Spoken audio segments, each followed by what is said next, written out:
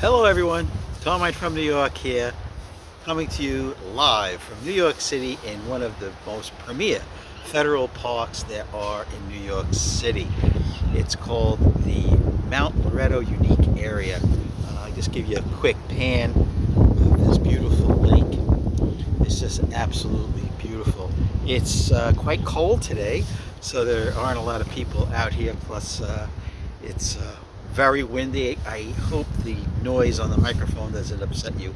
I forgot my little furry thing for the microphone. Anyway, for those of you that don't know me, I am a photographer here in New York City for the last 50 years, specializing as a photojournalist.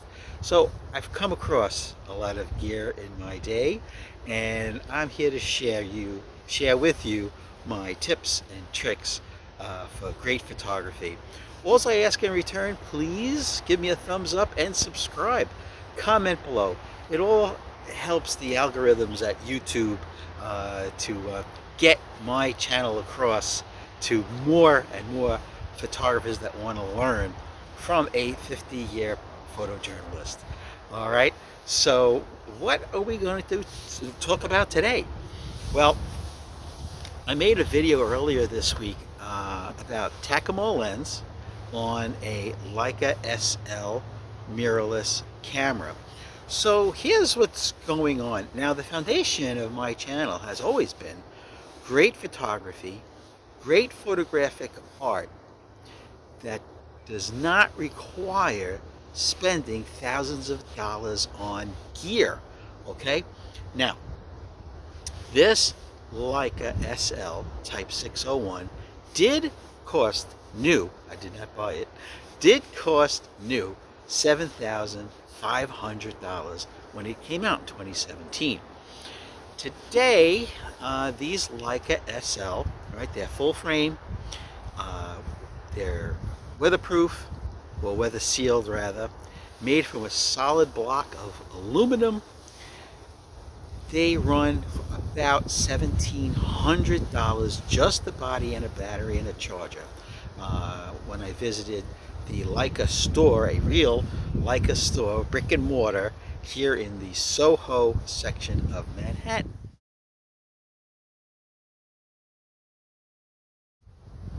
Now, here's what I want to know from you guys. Now, I have an opportunity to trade $1,700 worth of my Nikon and Canon bodies that I'm not using.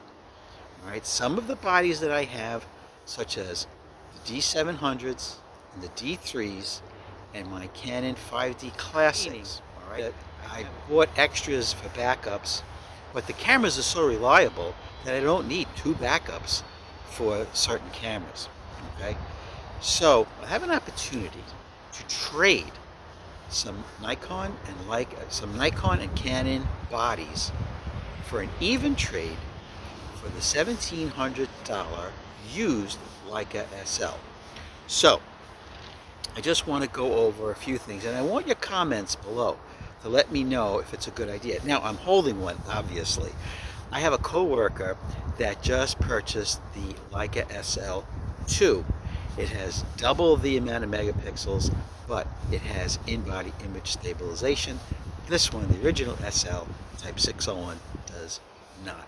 So she let me borrow hers while I make up my mind if I'm going to do this even trade. In other words, no out-of-pocket money, just an even trade for my camera gear to pick up the Leica SL.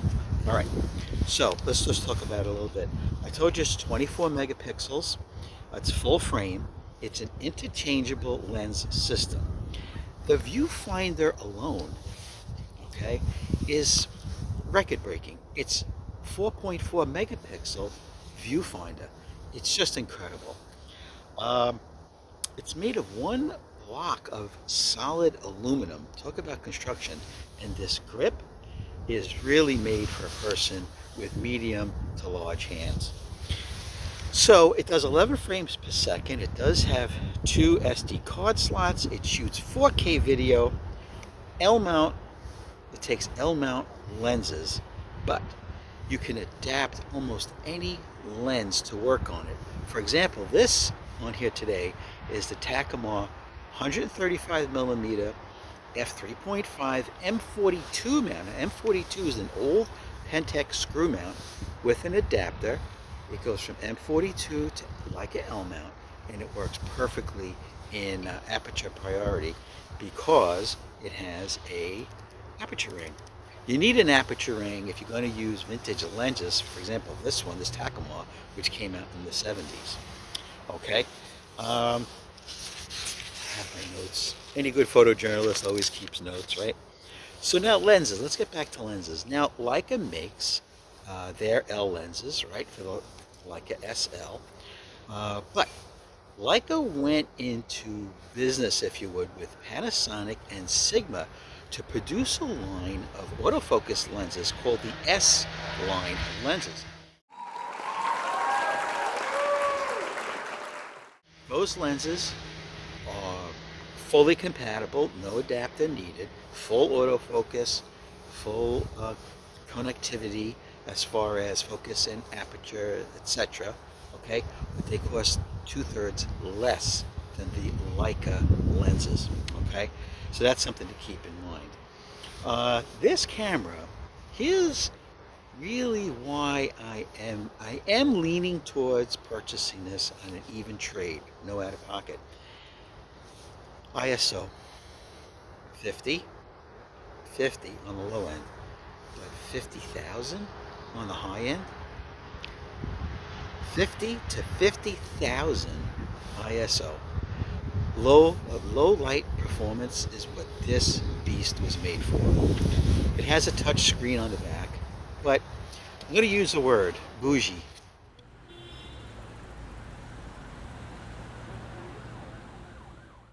Bougie is a word that Leica is known for.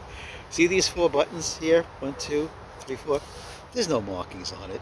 It doesn't tell you what they do. You turn on the camera, okay, with this switch. It's the only one that's marked, and you give a double tap over here to get to your menu.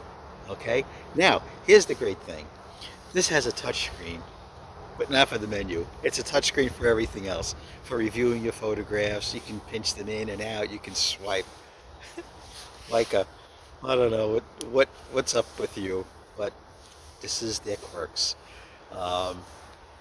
Don't forget, Leica at one point was owned by Hermes, you know, the company that makes $6,000 leather wallets. So,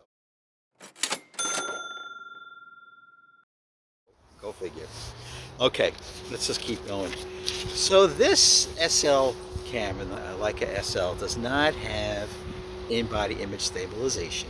Okay, the newer one, the SL2, certainly does. The Georgia photographer, Dave Sailors, he has an SL2. And I have to tell you, David, you're watching your channel, the Georgia photographer.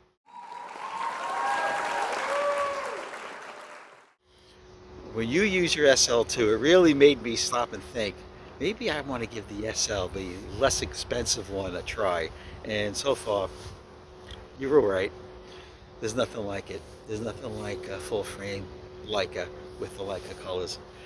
All right, so anyway, thanks, David. It shoots RAW and JPEG. Okay, now listen to this. The shutter speed up to 1/8,000th of a second. The meter system in here is incredible, especially when you're dealing with low light, right?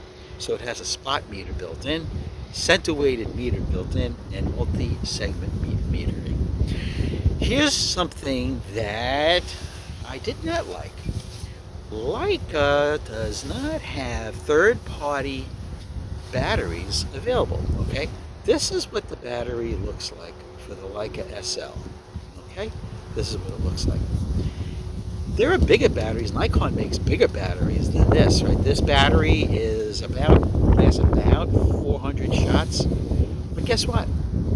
New, this battery, Leica branded, is $160.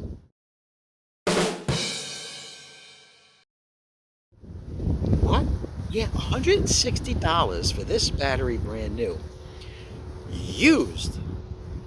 Who would ever think that I would buy a used battery, but they're 115, and that's what I did. I went to mpb.com, not a sponsor, and I had to pick this one up. They had about 12 of them for sale, all in excellent condition, for about 115, $116.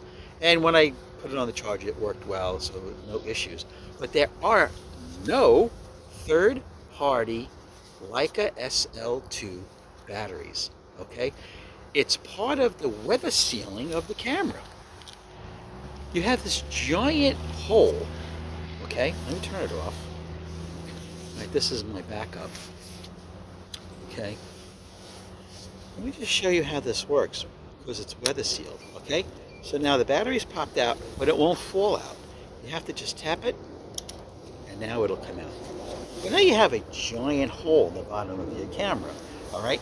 The battery around here is a gasket. It's rubber, okay? And it's all part of the weather sealing.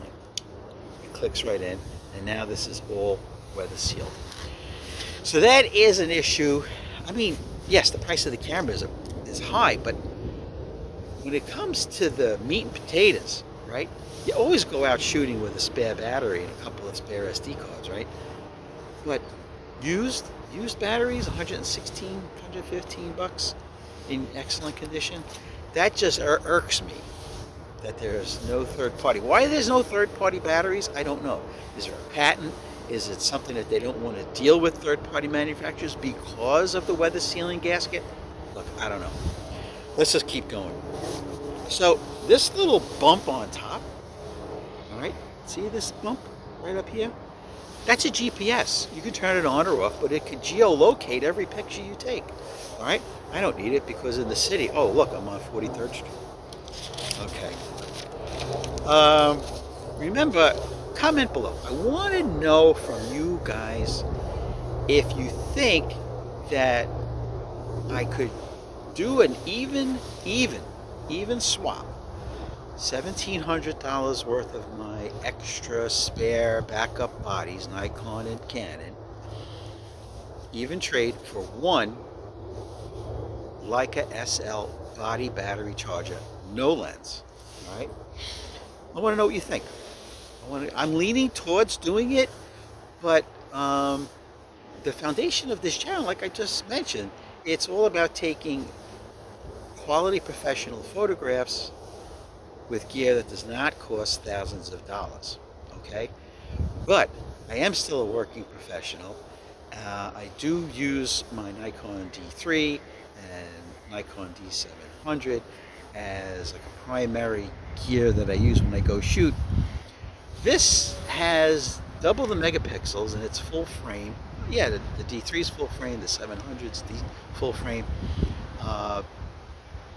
But I don't know. They're getting a little old.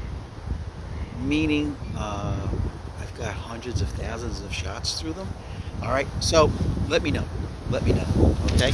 I can't not talk about the Takumar lens that's on here. Right. This is the Takumar 135mm f3.5. It's for full frame. It has an aperture ring, M42 screw mount, 6-blade aperture, but hold on, it's only 4 elements in this whole beast. There's only 4 pieces of glass in this whole metal body, and that's just what you want, less elements. It came out in 1970, all right? So it's getting old, but I want to show you today the photographs that this 135mm Takumar lens can do for a 1970 fully manual lens on a 2017 Leica SL2 when it was new, over $7,000 body, now about $1,700. All right, guys, this has been Carmine from New York. Let's look at some photographs taken with this combination. Comment below.